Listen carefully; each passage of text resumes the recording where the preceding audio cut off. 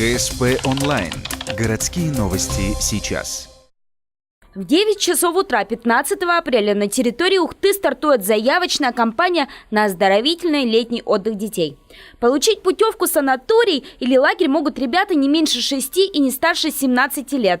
Всего для юных ухтинцев выделено 1060 путевок, из них 804 на летний период. На выбор у родителей и их детей отдых в Коми, Средней полосе, а также на побережье Черного и Азовского морей.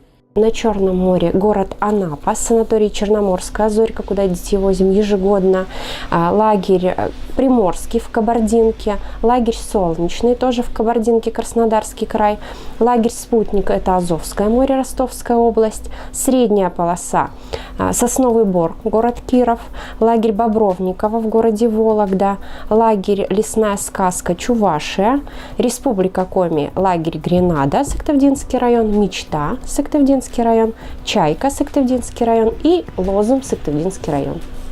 Путевки оплачивает республиканский бюджет, но родителям все же придется внести энную сумму. Это оплата путевки за вычетом средней стоимости, которую покроет республика, дороги, а также сопровождение. Таким образом, если вы решите отправить свое чадо на Черное море, сумма родительского взноса будет варьироваться от 28 до 31 тысячи рублей. Но есть категории, для которых условия лояльнее.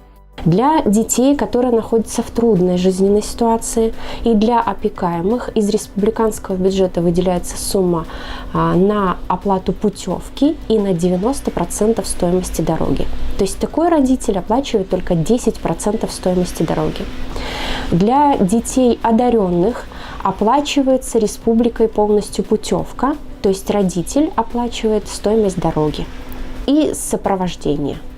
Важное уточнение: для того, чтобы ребенок имел статус одаренного, он должен быть внесен в реестр одаренных детей Республики Коми. Для остальных льготников при подаче заявки нужно будет предоставить документы, доказывающие категорию. К примеру, справку о малообеспеченности семьи. Подать заявку на получение путевки родители могут через госуслуги с помощью сайта Дети11РФ, а также в школе. С более подробной информацией можно ознакомиться на сайте Управления образования муниципалитета, адрес которого на ваших экранах, а также по телефону 76 05 15.